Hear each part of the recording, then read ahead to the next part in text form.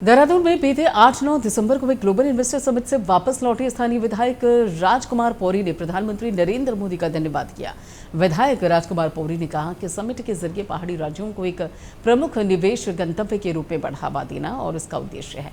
उन्होंने कहा कि स्थानीय उत्पादों को बढ़ावा देना और स्वयं सहायता समूह की आय बढ़ाने के लिए हाउस ऑफ हिमालय ब्रांड भी लॉन्च किया गया है। बताया कि इसमें देश विदेश में 1000 से अधिक निवेशक और इसके साथ साथ प्रतिनिधियों द्वारा भाग लिया गया है।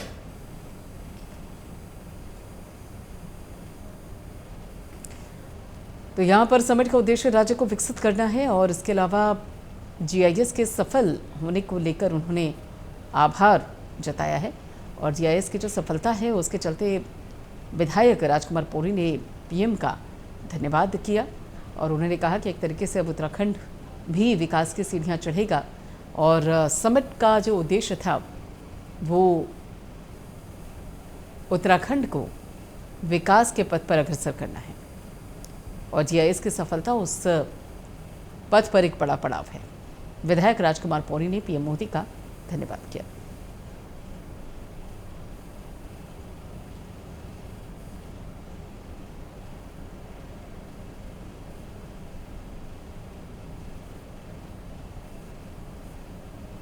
काम करने वाले लोग हैं, योग्य लोग हैं, उनकी कमी नहीं है और किसी को भी मौका दे सकते हैं जिसको हमारा जो संगठन है वो जिसको चाहता है कि ये काम कर सकता है तो हर व्यक्ति को मौका देने का काम पार्टी ने किया है और मुझे सौभाग्य मिला कि मैं इस समय राजस्थान में 10 दिन तक प्रवास करके आया हूँ।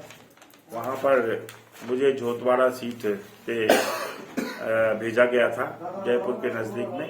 तो उस सीट का पहले से मैंने जो अपना आंकलन पार्टी को बताया था वास्तव में भारतीय जनता पार्टी के पक्ष में था।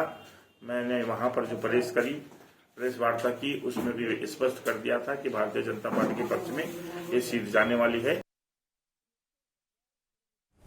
तो समिट का उद्देश्य राज्य को विकसित करना है, ये कहना है राजकुमार पौरी का, जो कि विधायक है। उन्होंने कहा कि ये समिट को आयोजित करने के पीछे जो सबसे बड़ा लक्ष्य था वो यही था कि किस तरीके से उत्तराखंड में अब निवेश को बढ़ावा दिया जाना है और सबसे बड़ी चुनौती ये है कि पहाड़ पर अब कैसे निवेश को पहुंचाया जाए।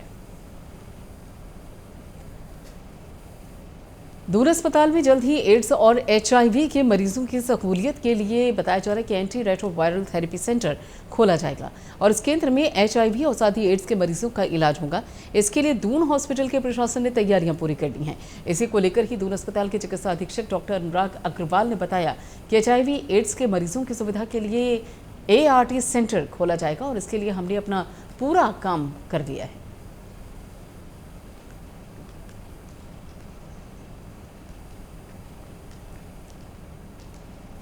तो यहाँ पर आपको बता दें कि एंटी रेट्रोवायरल थेरेपी सेंटर खोला जाएगा और इस बाबत स्वास्थ्य को लेकर एक बड़ा कदम है ये। दून अस्पताल प्रशासन ने बाकायदा तैयारियां भी शुरू कर दी हैं।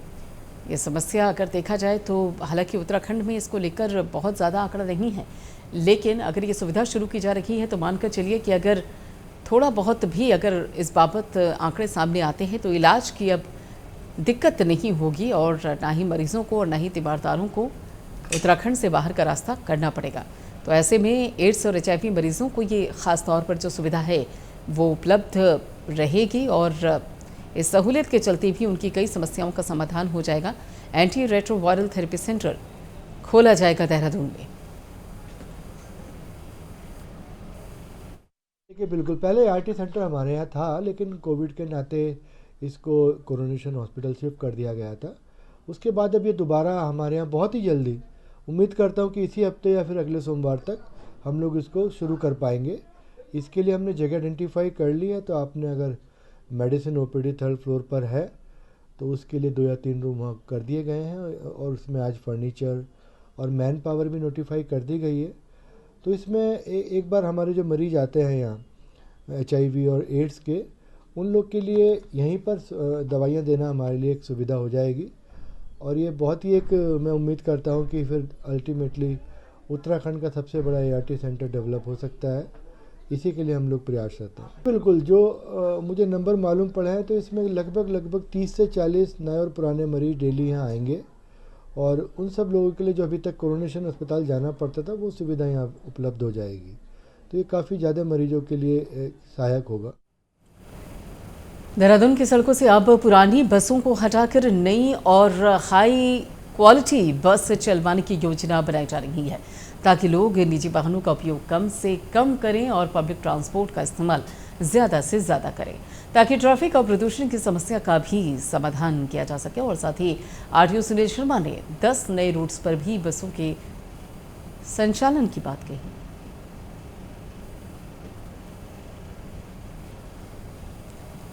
तो ऐसे में आपको बता दें कि देहरादून में अब हाई क्वालिटी की जो बसेस हैं उनका संचालन शुरू होगा और इसके पीछे 10 रूट बताए जा रहे हैं जहां पर इन बसों का संचालन किया जाएगा। 10 रूटों पर ये जो बसेस हैं वो चलती हुई नजर आएंगी। पब्लिक ट्रांसपोर्ट का इस्तेमाल लोग ज़्यादा से ज़्यादा करें, यही मकसद है इन बसों को शुरू करने का। कि देहरादून में जो ट्रैफिक कॉन्जेशन की समस्या है या फिर पॉल्यूशन की समस्या है उसको देखते हुए आरटीए द्वारा ये पिछले साल भर से ये प्रयास किया जा रहा है कि यहाँ पर अच्छी पब्लिक ट्रांसपोर्ट को सपोर्ट किया जाए जिससे कि प्राइवेट गाड़ियाँ जो बहुत ज़्यादा सड़कों पर आ रही हैं उससे जाम की स्थिति उत्पन्न ना हो। उसके अंतर्गत अब तक प्राइवेट ट्रांसपोर्ट के लिए 9 रूटों पर 180 सिटी बस हमारी संचालित हो रही हैं। नए प्लान के अंतर्गत हम कोशिश ये कर रहे हैं कि जो पुरानी सिटी बसेस हैं उनकी जगह हम नई हाई क्वालिटी की बसेस चलाएं और उनको 10 रूटों पर संचालित किया जाए जिससे कि लोग हमारे पब्लिक ट्रांसपोर्ट का उपयोग ज़्यादा करें और प्राइवेट गाड़ियों से इतना ज़्यादा उपयोग ना हो। इसके साथ साथ शहर की छोटी सड़कों में जहाँ पर कि पतले मार्ग हैं वहाँ पर भी हम लोग अपने पब्लिक ट्रांसपोर्ट में छोटी बसेस चला रहे हैं जो कि 13 सीटर हैं जिन्हें आम भाषा में टाटा मैजिक कहा जाता है। एट प्रेजेंट वो 750 चल रही हैं और जो 34 रूटों पर चल रही हैं। इसके अलावा 10 नए रूटों का सृजन किया जा रहा है जिससे कि और भी जो क्षेत्र जो बचे हुए हैं वहाँ पर इन वाहनों का संचालन हो सके और लोग इन वाहनों के माध्यम से भारी क्षेत्रों से मेन रोड पर या मेन जो देहरादून के मुख्य बाजार है वहाँ तक पहुँच सकें।